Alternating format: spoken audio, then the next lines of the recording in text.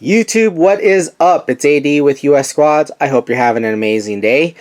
What you're looking at is the contents of what was in one of my rolling suitcases when I attended a 5-day course down in South Texas. It's about 1,500 miles from my location, which is about a 24-hour drive. Well, driving sometimes just doesn't cut it. It takes too long, too much time, and the cost too. So I decided to fly, and I've been flying more frequently with my firearms.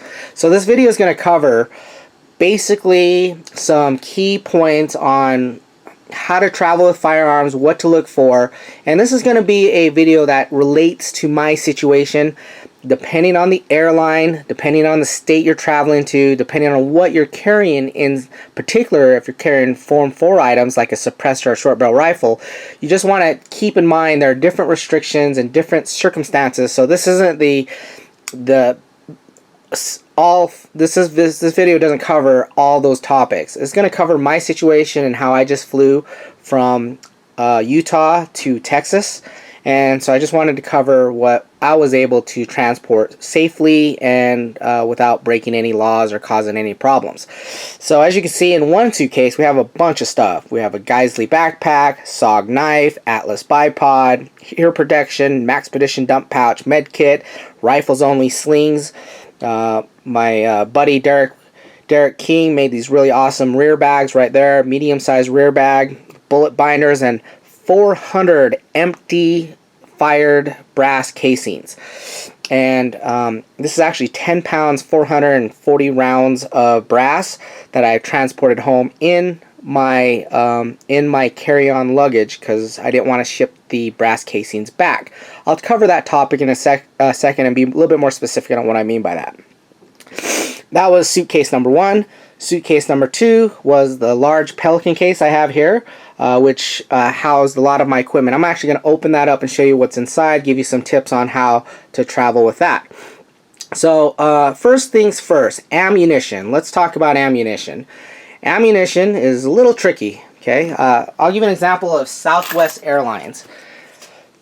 Loaded ammunition. A couple rules with loaded ammunition. One, you can carry 11 pounds of loaded ammunition in your checked luggage. Now, let me be specific. That's not per piece. You can't carry 11 pounds per bag. So if you have 2 checked-in bags, that's not 22 rounds of ammunition, okay? I'm sorry, 22 pounds of ammunition. That is 11 pounds of ammunition. So let's take that equation further. Let's say you paid extra to check in 2 extra bags, so you have 4 checked-in bags. Well, if you have 4 checked-in bags, that is 11 pounds of loaded ammunition. That's not 44 pounds of loaded ammunition. Does that make sense, guys? So all in all, that meant I can only carry about 120 rounds of 6.5 by 47 lot point ammo. I weighed the ammo before I left because you might not think, guys, oh, there's no way they're going to pull your ammunition out of your rifle case and weigh it. Well, it's been done. It didn't happen on this trip, but I have had check-in counter agents open my case, pull out my ammunition, and weigh it. It has happened. So rather than be stuck in a situation where I'm gambling, the agent may or may not check the weight of my ammunition. I made it very specifically clear to make sure that I had the ammunition properly weighed under the 11 pounds, and I made sure that it was in a factory case or some sort of hard case. They do not let you load ammunition, pack loaded ammunition in a Ziploc bag or a Diddy bag. You actually have to have it in some sort of case. So this would be considered okay. This is just ammunition that's in a factory box. It can rattle around, but it's not loose and it's not just bouncing around in there. This is considered okay. Again, it's not a factory box, but it is a box that keeps the ammunition separated and keeps it in its place. Once it's in this form, you're good to go. Okay. And if you have one of these boxes, I do suggest if you just throw it in a checked-in luggage where it can bounce around and float around, I do suggest you might want to consider just using some Scotch tape and or some just masking tape and just shut these cases so they can't spill inside your bag and cause major problems. Okay, so that's ammunition. Now that we got ammunition covered, last bit on ammunition. when the ammunition is fired, no problems. So you're probably wondering how I got 550 rounds of ammunition down to South Texas. Well, I packed about 100 something rounds in my cases. That was about 10.5 pounds of ammunition. And then I UPS shipped the rest of the ammunition to my location prior to my arrival. And that cost an extra $50. It was approximately 30 pounds of ammunition, 440 rounds of my rifle ammo, which is slightly lighter than a 308. Okay, so that was that. Now, guns, rifles, pistols, shotguns. I've traveled with all of those. I've traveled with short barrel rifles. I've traveled with suppressors. So let's cover that topic. One, this is something to consider. Make sure the state you're traveling to allows the firearms you're transporting. Okay, so I have a AR-15 rifle. I can't take that to California, and I can't take that to Illinois. I can't take that to New York. That's pretty simple. We know that's a fact. Okay, but I can definitely take those firearms to Texas or Arizona. So just make sure if you're shooting a shooting match and you're transporting your firearms, just make sure the firearms you're transporting that you're in the legal guidelines of that state. Just because it's legal in your state doesn't mean it's necessarily legal in all states. Okay. All right. Another thing to consider, hard case. You got to have a hard-sided case to transport your firearms. As you can see, this is a rifle case. It's very large, it's very big, it's very heavy. Do you have to have a Pelican case? The answer is no. The reason I have a Pelican case is because I want a heavy-duty case. Although it weighs a lot more than a thin-sided case, I have very expensive rifles, scopes, weapon systems, suppressors, short barrel rifles in that case. You know, luggage gets pretty banged around and thrown around at the airports. I'm never ever worried about my contents getting broken or disrupted with a hard case. You can get a Storm case. Plano makes a pretty decent case. It's okay. Cabela's makes a pretty decent case, hard-sided case. So once you have that covered, you want to make sure that you can lock the case. Now I'm not talking TSA locks. I'm talking about big, juicy, awesome locks, like master locks like these. Industrial grade, keyed locks that are easy to access. Most gun cases will have access points on one side, and then on each side you're going to have an ability to put locks on 1, 2. Okay, and that'll keep it very secure because they can't open it from the other side. And so that's what I suggest you look for when you're looking for a gun case. I suggest instead of a combination, so you don't forget the combination, you just have simply 2 of these locks that share the same key. One key is on a lanyard that's easy accessible because you'll need to open this case, and then another key is simply I put a spare key in my wallet in case all hell breaks loose. I lose that one key. I can go to my wallet, get the spare key, and access my firearms. So here's the 2 locks. And let's put those to the side, but that's kind of how I have that set up. They don't have to be master locks. You can get any brand you want. I prefer master locks because I know they're good, I know they're reliable, and I know they're dependable. That's it. That's just my preference. Alright, so let's see what's inside the rifle case. Let's take a quick peek inside to see what's in here. And again, I just flew back from South Texas, so let's see what's in here and how I set it up for travel. Alright. Okay, so this is my setup here. You'll see that it's actually pretty much exactly the way I packed it. I'm going to teach you guys how I did it, and hopefully it'll benefit you guys. Now, I'm going to cover a topic real quick. Custom cut foam. Custom cut foam is pretty cool, but it's limiting your ability to have a versatile case. You pay about $240 for this case, and the foam alone inside it's between $80 and $120 that they include for you. And you can definitely pay $80 to have some cool custom fit case, foam case cut in. But guess what? When you're maxing out weight limits on your suitcases, I have a handy little scale that I can weigh at my location. I can weigh my luggage prior to arriving at the airport. Saves me time and trouble, so I don't have to worry about things. So sometimes you're a little heavy here. You can take stuff and put stuff in here. If you have a custom foam cut case, it limits your ability to shove stuff randomly in places. So as you can see, I maxed this out. When I weigh this out, it is exactly 49.5 pounds. 50 pounds is Southwest's limit per checked-in luggage.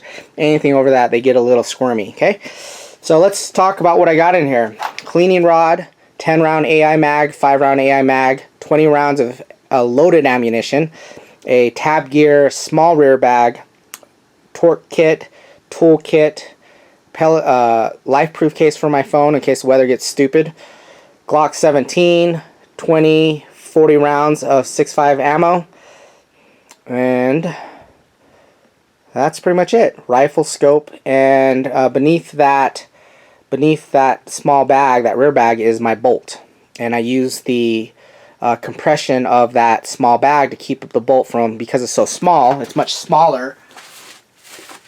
If I didn't have it pressed against here, this thing would bounce around and hit everything, you know, as it travels and transports. So again, one of the reasons I have it set up this way. And you'll probably notice these little weird strips. And pay attention to what I'm grabbing here, guys.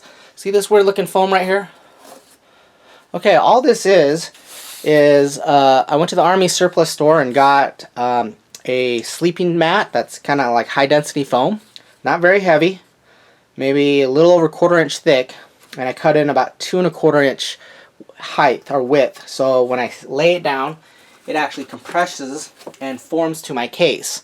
And I create little barriers. You'll notice these little barriers that I've created to protect whatever's inside there from bouncing around and hitting things.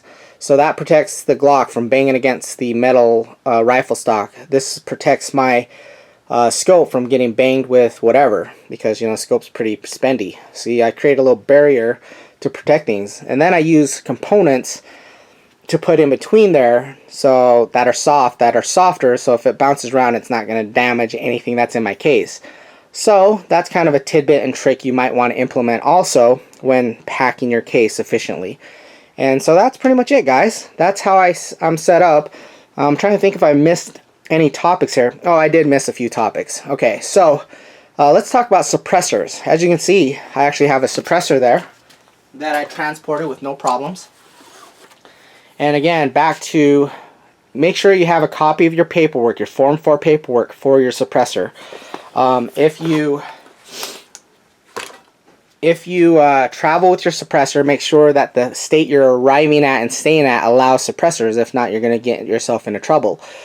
Short barrel rifles, you got to have specific paperwork, and you have to apply for a interstate paperwork to transport that short barrel rifle. Suppressors, you don't have to get approval from the ATF to move that suppressor from one state to the other. So a little FYI on that. If you're transporting a SBR or a short barrel shotgun, you have to get paperwork that approves you to transport that item across state lines. Okay? Alright, let me give you the quick process of checking in your firearms at the airport when you arrive. And this example is for Southwest. It should be pretty similar for the other airlines. Okay, so you show up to the airport, dragging along your big giant case. You're going to get in line where you usually get your boarding passes. Now, you might have those spiffy digital boarding passes that they have now that have, you know, online check-in with the app and whatnot, but you still have to go to that front counter. You can't get very far with your gun case unless you go to the front counter. They're going to see your gun case, and they're going to make you fill out this Southwest Airlines Firearms Declaration Tag. Piece of paper. It looks like this. Front side, you're going to fill out your name, address, phone number. On the back side, you're going to sign it right here. Okay? And basically, it's going to reiterate kind of their firearms policy. Firearms are to be transported free. Firearm chambers are to be free of ammunition. Magazines have been removed. If you have your magazines in, as you can see, my magazines are not inside my firearm. They get kind of pissed off when you have a loaded, not a loaded, but a magazine in the firearm. So you want to make sure it's free of ammunition, no magazines loaded in the firearm. Now, you don't want ammunition in the firearm either. They get a little nervous and squirmy if you have rounds poking out of the mag. They get a little anxious, okay? They said an unloaded firearm in a hard-sided locked container, I alone possess the key or the combination. Okay, you're the only one that has the keys to this rifle case. That's what they want. Total allowance of checked luggage. Total allowance of checked luggage contains no more than 11 pounds of ammunition. Back to my point on ammunition. 11 pounds per person, not per bag. So you are done. 11 pounds per person. You can pay for 4 more checked bags. You're still only allotted 11 pounds of ammunition. So if you have a shooting match, you're going hunting, whatever, and that you're going to exceed that allotted amount, you either have some other people traveling with you that don't have any ammunition on them, where you can check in the luggage, check it in with their luggage, or B, you ship the ammunition in ahead of time to your final destination. And that's what I suggest. It ain't cheap. I had to ship 400 something rounds of ammunition. It cost me $50 with insurance, but guess what? It got there. I was able to shoot my training course from Rifles Only, and I was a happy camper. On the way back, although, I was able to pack I didn't have to ship my brass back. I had 10 pounds of brass that I packed into my suitcase and figured it out. Okay? Again, staying under the weight limit of 50 pounds. So anyway, guys, I hope this video helps. This is how I travel with firearms. Hunting in Texas, hunting pigs in Texas, going to shooting matches, and also going to training classes. So this is the setup, and this is how I do it. So hopefully this video gives you a little insight. If I missed any facts or key points, please post the comments below. And any questions, post them below, and I'll try to answer them if I know the answer to them. And then there's a lot of smart people on the web, so if I don't know the answer, feel free to jump in and answer that question also. Alright guys, thanks for watching. More videos to come. Sorry the videos have been a little light lately. Been a super busy work season. So just gotta keep on working so I can pay for this fun gun stuff. Thanks guys, you have a kick-ass day. Appreciate it. It's AD with US Squads. Thanks.